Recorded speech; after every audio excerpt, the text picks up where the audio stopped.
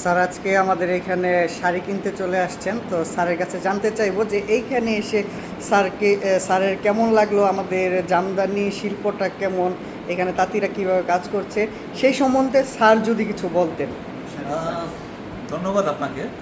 আসলে বাংলাদেশের ঐতিহ্যগত আমাদের যে মহিলাদের জন্য, বিশেষ করে স্ত্রীদের জন্য, নট অনলি স্ত্রী, সকল মহিলাদের জন্য জামদানি একটা ঐতিহ্যবাহী শাড়ি।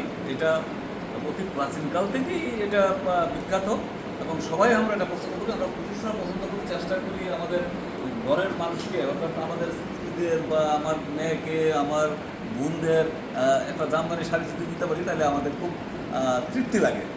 আসলে আমার জানা ছিল না যে এই নারায়ণগঞ্জের এই ভিতরেই আমার আমার নকদর্পণে এটা আমার জানা ছিল না এখানে জামদানি শাড়ি বিক্রি হয়। আমার সহধর্ম স্ত্রী উনি আমাকে বললো যে এখানে ওই জামদানি শাড়ি বিক্রি হয়, তখন আমি অবাক হয়েছিলাম। যাই হোক, যাই হোক, আমি যে জিনিসটা বলতে চাচ্ছি সেইখানে কোনো না কোনোভাবে ওই ঠিকানাটা নিলাম। নেওয়ার পর সেই সাথে আমি পেয়ে গেলাম আমার সহকর্মী জনাব আলমগীর সাহেবকে। ওনাকে রিং করার সাথে সাথে উনি তো আমাকে ওয়েলকাম জানালেন। তো আমাকে আজকে খুব আনন্দিত লাগছে এবং আমি ওই মৎস্য অধিদপ্তরের ঘরের একজন ব্যক্তি পেয়ে তাকে নিয়ে এই আপনাদের এখানে এসেছি এবং যে শাড়িগুলো দেখেছি শাড়িগুলো আসলে ঐতিহ্যবাহী এবং গুণগত মান খুব ভালো।